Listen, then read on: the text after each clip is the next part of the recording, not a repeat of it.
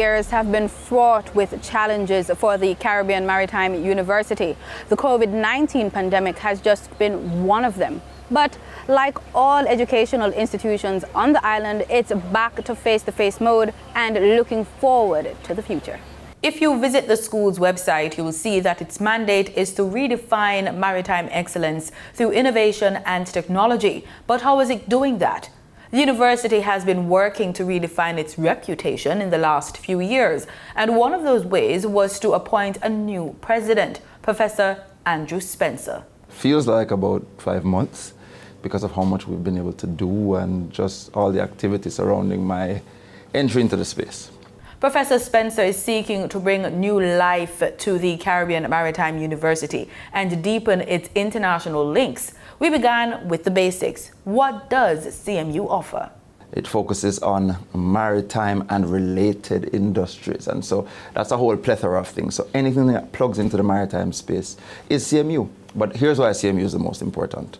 We control the development of human capital for all our points of entry.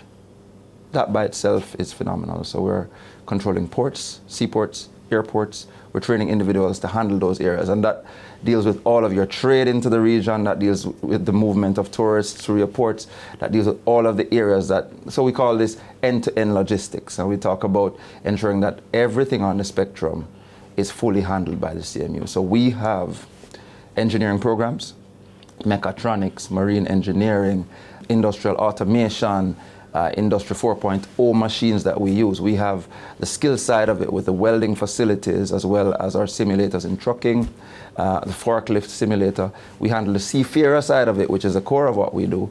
Our cadets are trained in the bridge, which is our simulator for operating ships. We have other areas in the logistics area now. So we have port management, we have shipping and logistics, we have tourism, and then of course the borders and the ports are the areas where you have to control the movement of arms and drugs, and so we have a security component that's also very important. So we have a very long named department, but it handles areas to do with cyber forensics and cyber security. It's called the Center for Security, Counterterrorism and Non-Proliferation.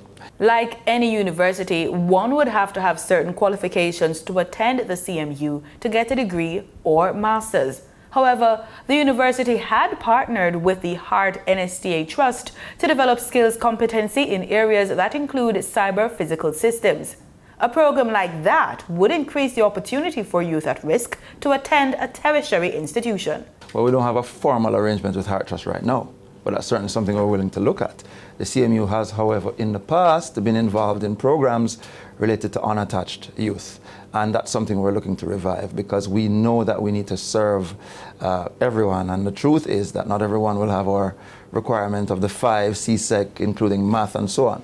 So we're looking out for everyone. And that is why we don't only have our degreed programs. We have short programs that can appeal to multiple individuals. Professor Spencer explains that his vision for the school is to maximize its resources and facilitate even more skills for students and faculty. I think that there's a CMU secret sauce. And this is what makes our graduates get jobs so quickly. This is what makes people speak about the refinement of the people who leave the institution.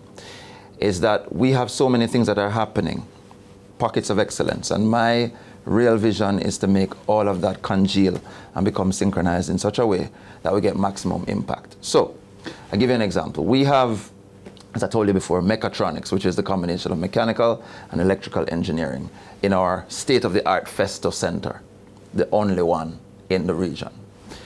We have that in one space. We also have our trucking simulator for our short course. We have our 3D printing facility. There is a clear narrative that would connect all of this.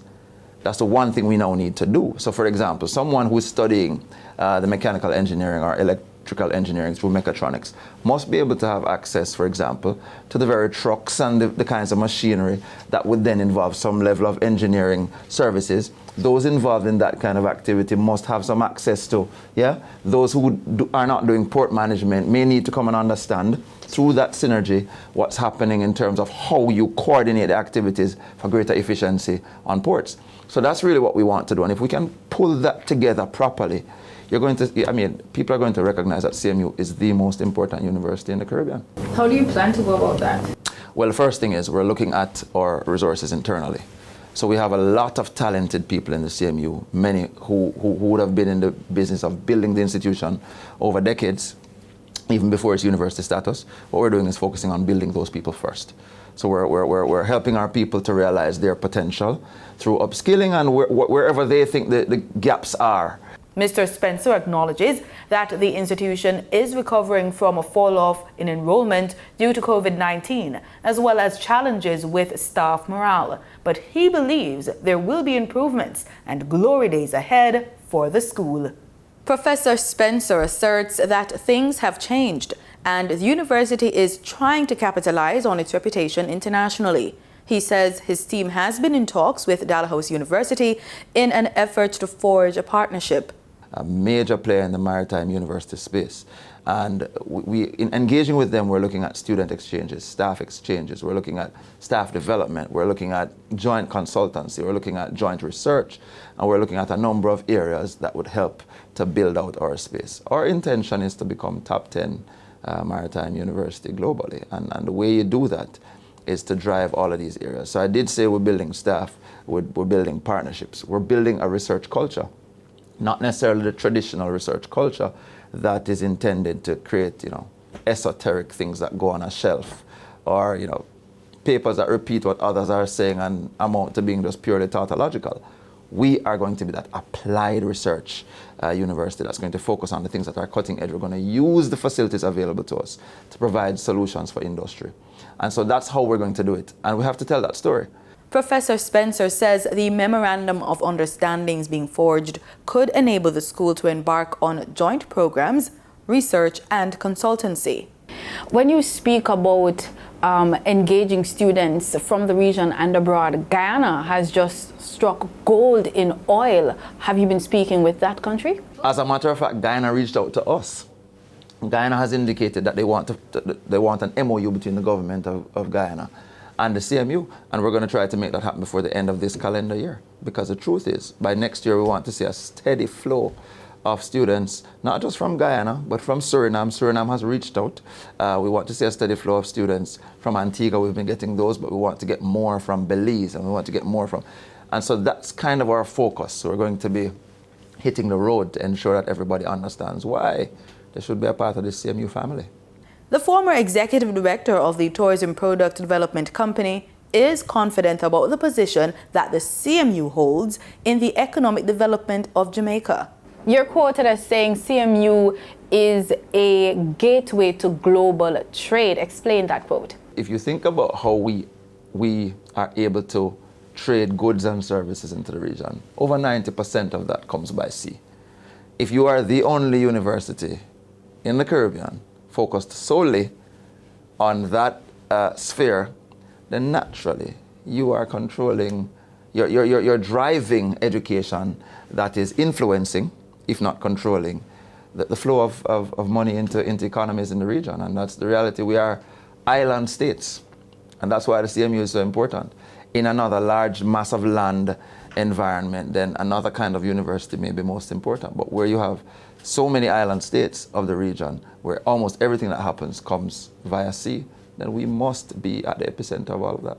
Speaking of the CMU's global link, the university recently held the 2022 CMU Academic Industry Conference in September. The two-day conference was held under the theme End-to-End Logistics, Opportunities in an Era of Uncertainty. Professor Spencer shared a part of his takeaway from the discussions. It was an amazing conference. I'm accustomed to going to academic conferences. This was an industry conference, and what I enjoyed about it was a perfect marriage. It was like a feast of real senior executives in industry bringing to the table what they thought were the germane issues. And then you had academics in other panels addressing some of those same issues with some solutions which may have been adopted. So coming out of that, what I think we have are a set of not just talking points, but some action. There were a number of partnerships too, and initial discussions which emerged. And we've been following up on a lot of those. For example, some of the port authorities around the region are trying to engage with the CMU now for the kind of applied research we talked about, so that we can move their businesses forward. We got our students engaged, because students were in attendance. We got our faculty into the habit of presenting their research, and we brought industry to the table to see all the amazing things we're doing, but also so that we could borrow from their experiences in crafting the way forward for what we train people to do. The link between national infrastructure and the maritime industry came up for discussion at the conference. Our road networks, indeed, is a lifeline of our economy. Of course, without good roads, our economy will always stifle. We want to make sure that at all times we utilize the best practice approach in making sure that when we are constructing our roads, when we are maintaining, when we are repairing our roads, that these practices are cheap and they are also environmentally friendly. My time is running, so in terms of recommendation, we have a few recommendations here. We're going to look at the first and the last. It says more sustainable road construction and restoration techniques must be used in the Caribbean to develop more durable roads that will ultimately improve the economic factors. And the last one, a more technological complex option, is a centralized traffic light control system that opens up the possibility of using different modes of control to meet given areas' different requirements. Governments who are serious about real economic growth and development will carve out a significant enough portion of its budget towards that space. And that has to do with the infrastructure, but it also has to do with the training of its people. There are some countries that have 5% of their national budget dedicated to maritime universities. I'm not saying that we can afford to do that.